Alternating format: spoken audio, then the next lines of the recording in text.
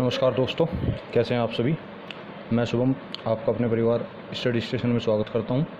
और जैसा कि आप सभी को पता है कि आपसे वादा किया था कि भाई यूपी पुलिस के जितने भी प्रीवियस ईयर हुए हैं उन सभी को प्रैक्टिस सेट की तरह निकलवाने का एक तरह से वादा किया था।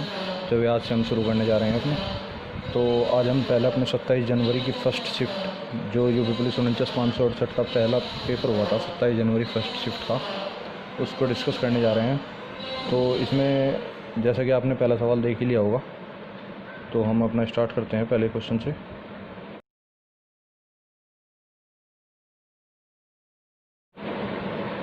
पहला क्वेश्चन क्या है, एक्स के खाते में 86.54 रुपये का शेष है। तो शेष कितना है, शेष लिख लो भाई पहले। 86.54 रुपये, इतने रुपये शेष हैं, ठीक है भाई। अब कह रहा है ये 55.31 रुपये जमा करने हैं। हमारे पास इतना शेष तो ऑलरेडी है, इसी में ही जमा करने हैं। कितने, 55.31 रुपये, ठीक है दोस्तों। तो कितने हो गए टोटल हमारे पास, 4 और 1 5, इन दोनों को जोड़ लो, 5 और 3 8, 6 और 5 11, हासिल लगा 1, 9 और 5 14, 141.85 रुपये, इतने रुपये हमारे पास हो गए। अब ये बोल रहा है कि 84.33 रुपये की निकासी के बाद शेष कितनी राशि बचेगी। तो हमें इसमें से 84.33 रुपये निकालने हैं। ये खुद ही बोल रहा है क्वेश्चन में, निकासी का मतलब होता है निकालना, ठीक है दोस्तों। तो अब ये घटा दो बस, और कुछ भी नहीं करना। 2, 8 में से 3 गए 5, 11 में से 4 गए 7, 13 में से 8 गए 5। तो ये दोस्तों इसका फाइनल आंसर था। तो मैं उम्मीद करता हूँ आप सभी को ये क्वेश्चन समझ में आया होगा।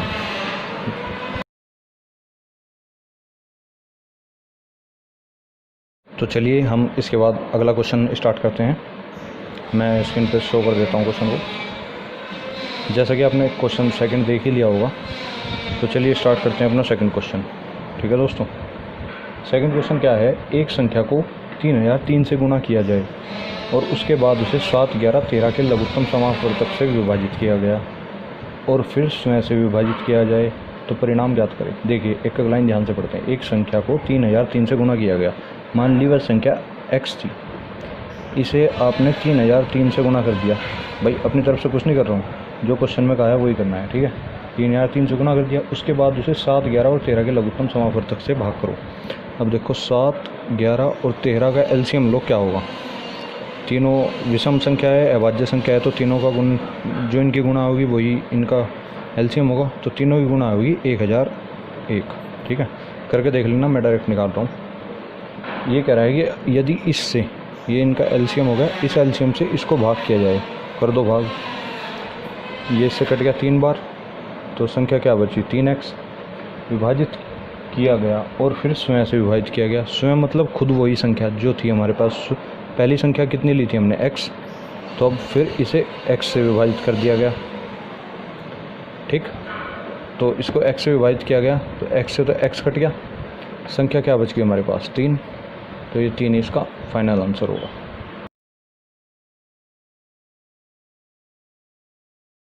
तो ये हमारा तीसरा क्वेश्चन था। जैसा कि आप सभी लोगों ने तीसरे क्वेश्चन पर नज़र डाल ली होगी, अच्छे से ध्यान से पढ़ा होगा उसको। दोस्तों एक बात बताऊं इस तीसरे क्वेश्चन के बारे में, इस तीसरे क्वेश्चन को मोस्टली बच्चे गलत करके आए। वो क्यों, क्योंकि इसकी लैंग्वेज थोड़ी ऐसी है। क्वेश्चन सही है लेकिन थोड़ा लैंग्वेज घुमा रखा है, इसलिए इस क्वेश्चन को बहुत ध्यान से करना है। तो चलिए पढ़ते हैं। इसमें बोला है क्वेश्चन नंबर 3 कि यदि 10x + 5 अनुपात 42x + 8, और इसमें जो बोला है हमें 5:8 का तिगुना अनुपात है, तो x की क्यूब बराबर क्या होगा, ये पूछा है, ठीक है। तो इस तिगुने की वजह से बहुत से क्वेश्चन गलत करके आए।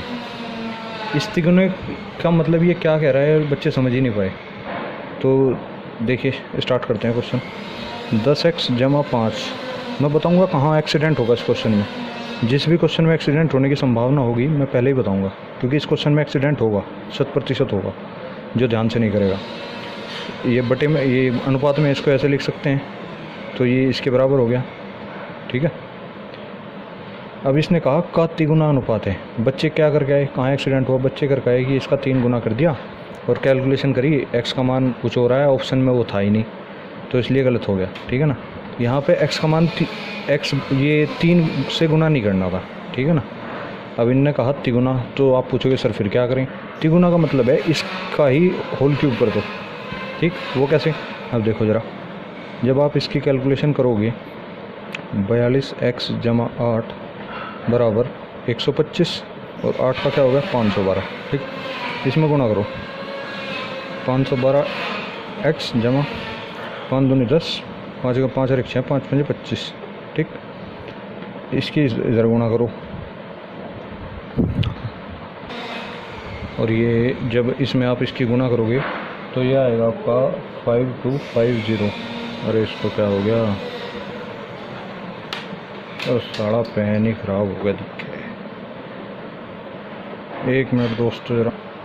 तो ठीक है दोस्तों, जब इसमें आप इसकी गुना करोगे 125 की 42 में तो ये आएगा 5250x और जमा 125 गुना 8 करोगे तो 1000।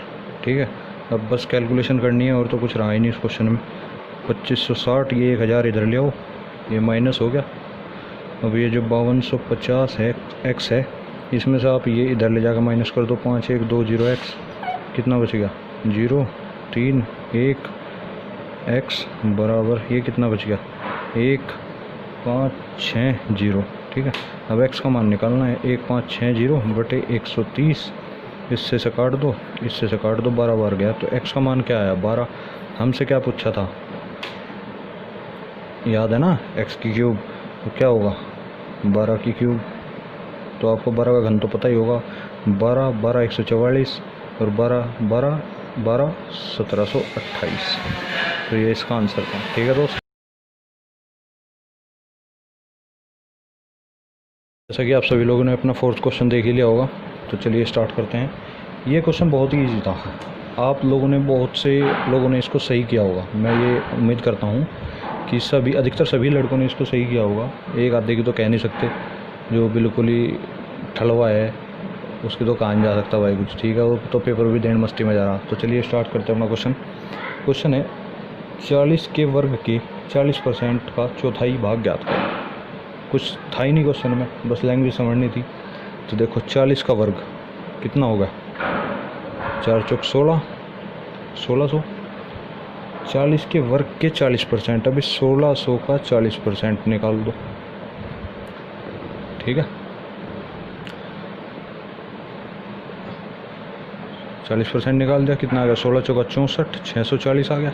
अब इसने कहा 40% का चौथाई भाग ज्ञात करें, यानी कि इसका 1/4 भाग ज्ञात करें। काट दो, कितनी बार कट गया 16 बार 160, क्या आ गया 160, इसका आंसर आ गया।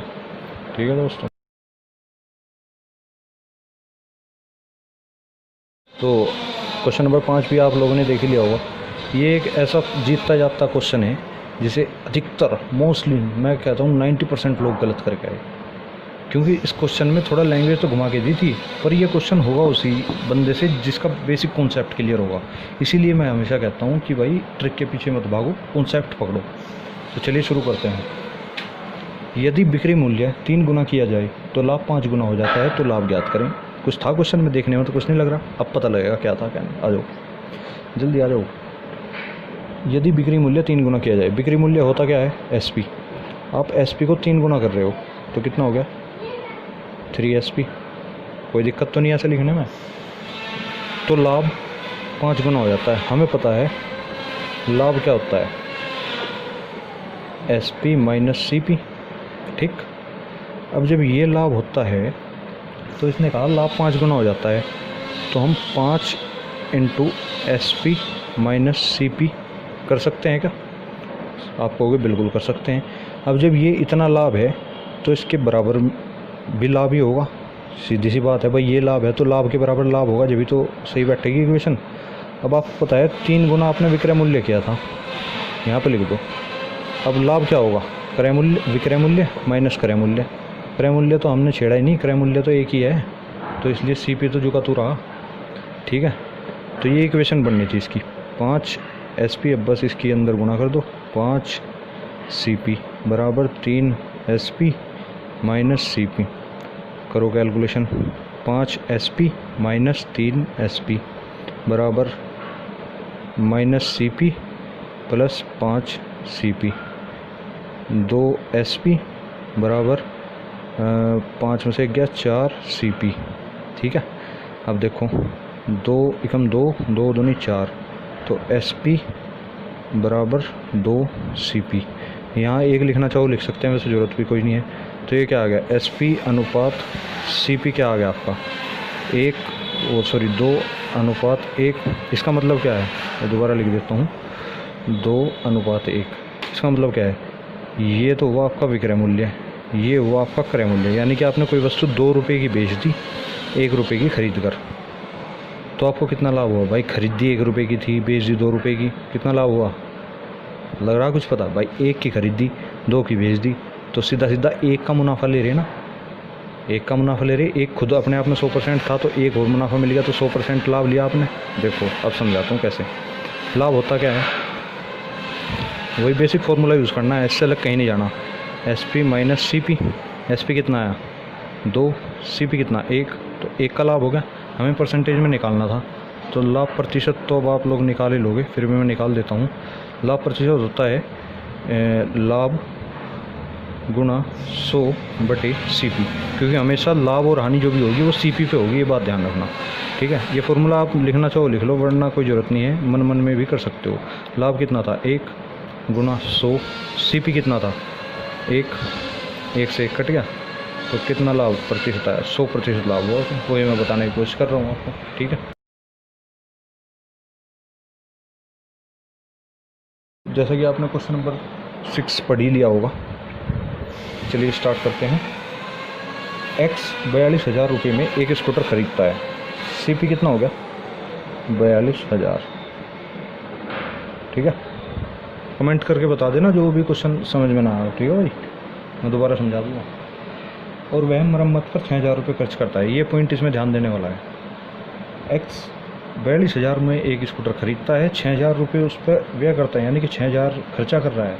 6,000 की मान लो उसने लाइट लगवा ली, LI व्हील ठुकवा लिए, कुछ ही मतलब XYZ कुछ ही खर्चा करवा लिया, वो तो आप अपने हिसाब से लगा लो जो भी खर्चा करवा। तो उसे कितने का पड़ गया वो भाई? 6,000 का खर्चा हुआ, तो इसमें तो जुड़ेगा जितने का उसने ख़रीदा, तो उसे टोटल स्कूटर पड़ा 48,000 रुपये का। ठीक है ना, अब इसका एक्चुअल मूल्य हो गया 48,000 रुपये। अब ये बोल रहा है कि स्कूटर को 54,000 रुपये में बेच दिया जाता है, यानी कि स्कूटर पड़ा कितना था 48 का, बेच दिया कितने में 54,000 रुपये में। ठीक, तो लाभ कितना हुआ देख लो। लाभ बराबर SP माइनस CP होता है, 54,000 माइनस 48,000, कितने का लाभ होगा? 2 इंगे 4 इंगे 6,000 रुपये का लाभ होगा भाई, सीधा सीधा 6,000 रुपये का लाभ हो गया। बस यही इसका आंसर है। तो लाभ प्रतिशत अगर आपसे पूछ ले इसी क्वेश्चन में, ये तो क्वेश्चन यहाँ तक ख़त्म हो गया। अगर लाभ प्रतिशत पूछ ले तो आपको पता ही है, लाभ गुणा 100 बटे क्रय मूल्य। लाभ कितना 6,000 गुणा 100 बटे क्रय मूल्य कितना था, जितने में आपने खरीदी थी। ठीक है, वो सॉरी जितने की आपको एक्चुअल लागत पड़ी उसकी। ठीक है दोस्तों, 6 × 48, 4 दूनी 8, 25 चौका 100, ये आ गया 12.5% आपको लाभ हुआ उसमें। ठीक है दोस्तों,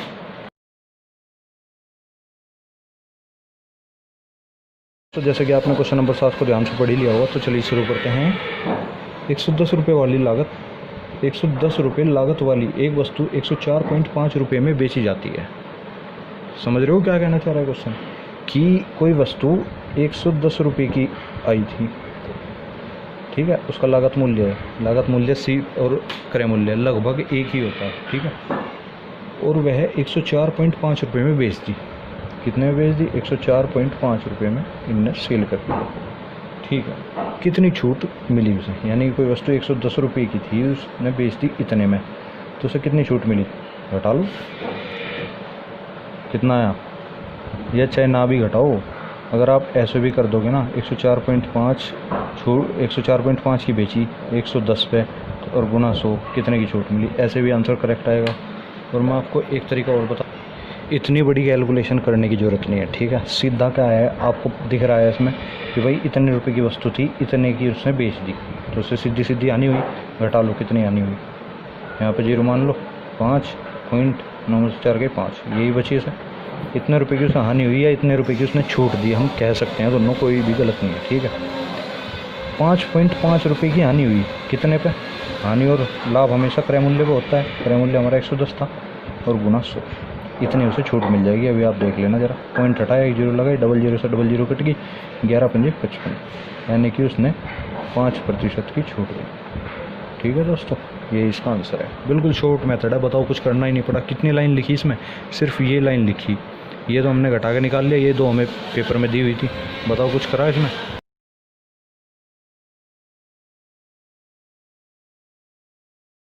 नेक्स्ट क्वेश्चन जैसा कि आप सभी लोगों ने देख लिया होगा, और ये ऐसा एवरग्रीन क्वेश्चन है, साला हर जगह देखने को मिलता है, हर जगह, किसी भी पेपर में चले जाओ। चक्रवृद्धि ब्याज से क्वेश्चन है, तो चलिए शुरू करते हैं।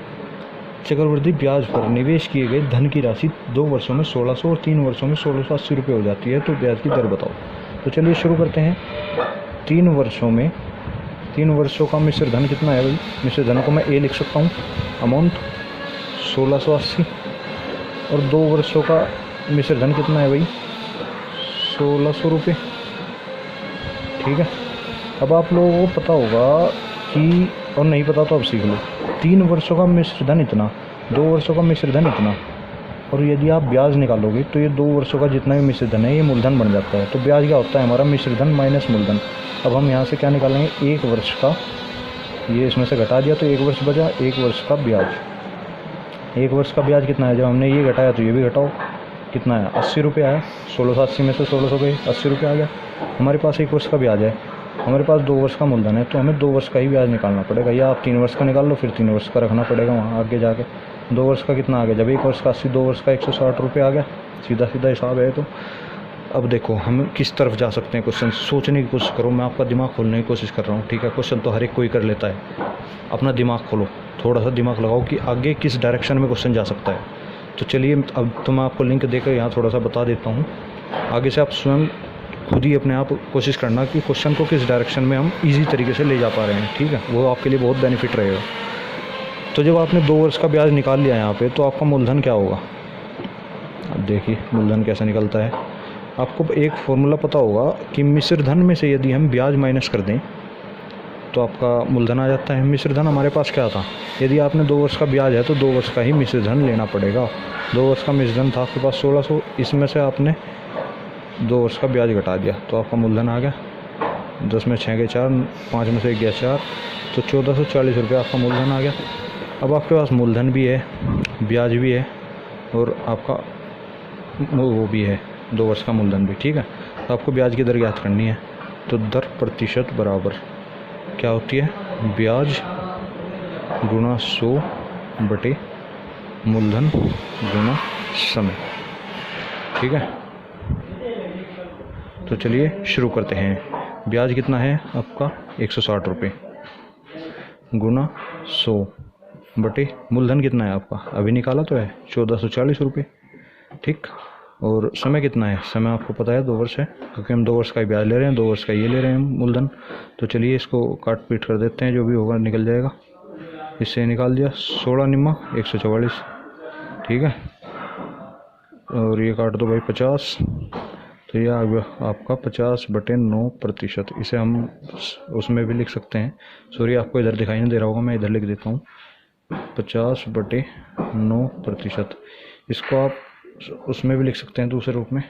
वो ये है इसका कि जैसे आपने ये लिख दिया 9, हमें 50 बनाना है, कितनी बार मारनी चल सकती है? 9 पंजे 45, 6 चलाओगे तो 54 हो जाएगा, ज़्यादा हो जाएगा।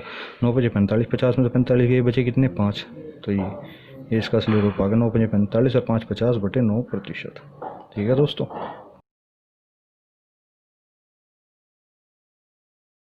तो जैसा कि आपने आज का लास्ट क्वेश्चन पढ़ ही लिया होगा, क्वेश्चन नंबर 9, ये आपका इस क्वेश्चन के साथ लेवल 1 ख़त्म हो जाएगा। मैंने इस पेपर को 2 लेवल्स में बांटा है कि ये जो इस तरह के क्वेश्चन आ रहे थे, अभी तक तो आपने देखा होगा बिल्कुल इजी लेवल के क्वेश्चन चल रहे थे, 1-2 क्वेश्चन ही कुछ टिपिकल, मैं कह नहीं सकता उसे, मतलब थोड़ा घुमावदार था। इसके बाद आपको कल लेवल 2 देखने को मिलेगा, वो इससे थोड़ा अलग होगा। उसमें देखेंगे किसमें कितना है दम। जो अपने आप को मानते हैं ना कि हमें मैथ आता है, हम ऐसे ही कर लेंगे, कल को उनको पता लग जाएगा। ठीक है, तो आज का लास्ट क्वेश्चन चलिए शुरू करते हैं। चक्रवृद्धि ब्याज पर निवेशित 25,000 रुपये की राशि एक वर्ष में अर्धवार्षिक 4% प्रतिवर्ष की दर से बढ़कर कितनी हो जाएगी। ठीक है ना, तो चलिए शुरू करते हैं। चक्रवृद्धि ब्याज पर निवेशित 25,000 रुपये की राशि, आपको पता है मूलधन कितना है 25,000। मूलधन को एक बात बता दो, पी बोलते हैं प्रिंसिपल। 25,000 रुपये है एक वर्ष में अर्धवार्षिक की दर से, यानी कि अर्धवार्षिक 6 महीने। एक साल में कितने अर्धवार्षिक होंगे, 2 अर्धवार्षिक होंगे, 6 महीने 6 महीने के तो 1 साल होगा। तो 1 साल में आप कितनी बार ब्याज दोगे, इतना अर्धवार्षिक कहा तो 2 बार ब्याज दोगे, तो यानी कि समय हो गया आपका 2 वर्ष। ठीक, समय 2 वर्ष हो गया। और दर कितनी गई इसने, दर इसने 4% गई। जब आपने यहाँ पे इसने समय 1 वर्ष कहा था और अर्धवार्षिक कह दिया था, तो अर्धवार्षिक में आपने देखा कि 1 साल में अर्धवार्षिक कितने होंगे 2। तो जब 1 साल में अर्धवार्षिक 2 होंगे और आप 2 बार ब्याज दोगे तो साल में दर भी तो आपकी आधी होगी। समझ रहे हो ना, कि 6 महीने में आप 2% की दर से, 6 महीने आप 4% की दर से दे रहे थे, तो 1 साल में आप 2% की दर से दोगे ब्याज। ठीक है ना दोस्तों, तो चलिए शुरू करते हैं। इसमें हमसे पूछा है कि वर्ष की दर से बढ़कर कितनी हो जाएगी, तो इसमें हमसे मिश्र धन पूछा हुआ है। तो चलिए शुरू करते हैं। A बराबर P इंटू 1+R/100 की घात T। ये फॉर्मूला आपने सभी ने पढ़ा होगा। ये फॉर्मूला लगाएंगे, बेसिक्स एकदम बेसिक से चलना है, कोई एडवांस नहीं चलना। बहुत टाइम मिलता है, आराम से पेपर कर लोगे अगर मेरे मेथड से चलोगे। ठीक है ना, तो P है आपका 25,000, 1+R हमने निकाला 2% है, तो 100 और समय कितना है 2, इससे से काट दो। जो कटता है हाथ तो हाथ काटते चलो, कैलकुलेशन ज़्यादा नहीं होगी, कैलकुलेशन शॉर्ट हो जाती है उससे। इसका एलसीएम लोगे तो 51/50 और घात 2 है तो 2 बार गुना होगी। ठीक है ना, ये इतना इसका है। ठीक है ना, ये इसमें मत मिला देना आप। ठीक है दोस्तों, तो चलिए काटा पीटी शुरू करते हैं। 2 0 से 2 0 गई, 5 5 25, 25 से 10 बार कट गया। अब निकाल लो आप 10 गुना 51 गुना 51, कर लो गुना क्या आता है। 1 हम 1 5 5 दूनी 10, 1 5 5 25 और 1 26, तो ये इसका आंसर आ गया दोस्तों। ठीक है ना दोस्तों, तो चलिए आज के लिए इतना ही। आपको कल मिलेंगे लेवल 2 में और देखते हैं कि इसमें कितना है दम। कल को आपका जो है यही 27 जनवरी की फर्स्ट शिफ्ट का ही पेपर डिस्कस होगा और इसका ही लेवल 2 डिस्कस होगा। अभी आधे सवाल मैंने आपको डिस्कस किए हैं, कल को जो विशेष सवाल बचे हैं वे सभी चुटकियों में करोगे, चुटकियों में। ठीक है दोस्तों, तो चलिए बाय टाटा।